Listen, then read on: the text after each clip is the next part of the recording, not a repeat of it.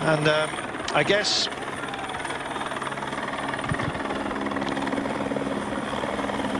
well, there we are, and it is indeed Kelderman that's out front at the moment, setting the pace and doing a great job.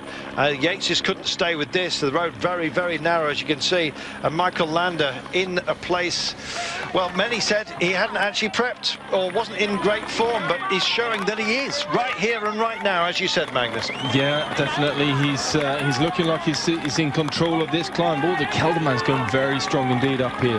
One of the more difficult parts of the climb is this here now, from up until about a kilometer to go, at which point it starts leveling out a bit again.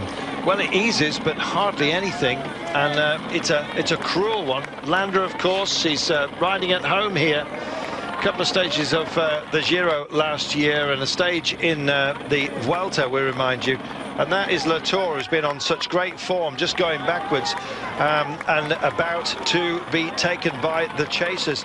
Is that Reichenbach just there for Francis de Geux? If that's him, that bodes well. And look at this. Lots of riders suddenly finding their legs again, but is it all too late, Magnus? They've got a 12-second margin, 13 now, with 1,200 metres remaining. Yeah, and this I think it is a bit too late. The whole bunch is just split to bits and pieces here. Looks like Contador is going backwards in this as well. Yeah, he looked like he was suffering just on that last couple of curves. There's the leader, Luis Leon Sanchez, after yesterday, and you can see Pierre Rolland. I think his team did a lot of approach work. That's Contador just struggling a little bit as well as we pan further up this group. And in fact, no, there's Contador. I beg your pardon. In there. Yes, it was Roman Kreuziger a little bit further back down. 1.1 kilometres, 1,100 metres only, in a 15-second gap. I think this may well prove to be decisive. It's uphill all the way to the line, Magnus. Well, it certainly is. It does level out a little bit around the kilometre to go mark as well. Goes down to about 9%, so which is actually going to feel quite nice for these riders after having battled with the 19 and 20% that they've had over the last 500 metres or so. He just rounds his man. He comes round Wilco Kelderman with the sound of the crowd ringing in his ears. I imagine he's going to hear bells a little bit later on. 10 seconds is what this pairing have got, and Wilco Kelderman, he's got quite a punch on him towards the end. If it does flatten out a little bit, and going for it goes Rui Costa, the Portuguese champion, just decides to step out of the saddle. As you can see, 1k to go. It's going to be a good finish for him.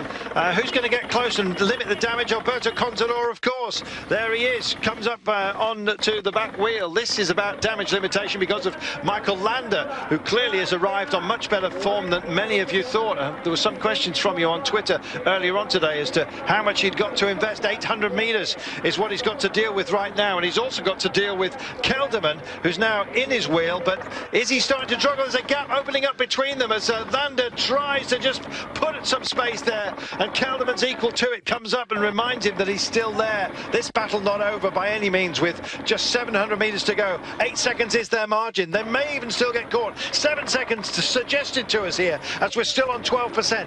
Well, so much can happen in the last 600 metres on the climb as steep as this one, and certainly when it has been as steep for as long a time as this has. And now the guys down the back here in the bunch, the favourites, well, we should probably call the two guys up front favourites as well, but it's certainly a bit of movement happening in this bunch here.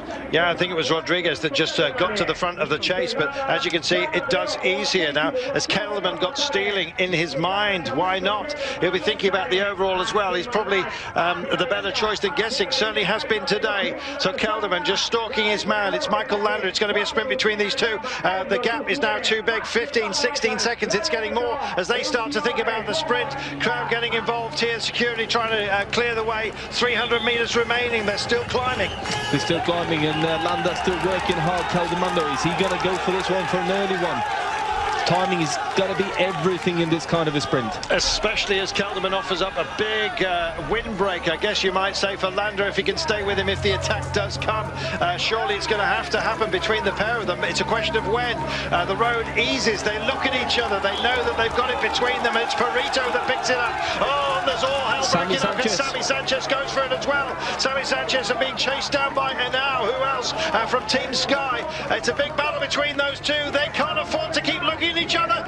Time's running out. They're still not at the hoardings or the markers. close. And just look what's going on behind. They're not aware of it just yet because of the noise. They're at the hoardings right now, 150 metres, and still picking it up and going for it. Is it now? And now it's chasing down. It's going to be 1 and 3 for Sky, I think. Landa goes for it now. Landa releases himself, and Kelderman can't stay with him. Comes around the outside, does he? We're waiting for them with his camera. He knows he's done it. I think it's going to be Sky 1 and 3, maybe 1 and 2. Look at that. Oh, Landa takes it, lands the victory. Kelderman then, and this will be an hour across the line as we look further down the line. Sammy Sanchez it is that makes it. Alberto Contador will take that, quite frankly, and just sailing over now. Either Pinot or Reichenbach, not quite sure, but the pair of them are certainly engaged in the top of it. What a day we have had. The first real test on the Basque Country, and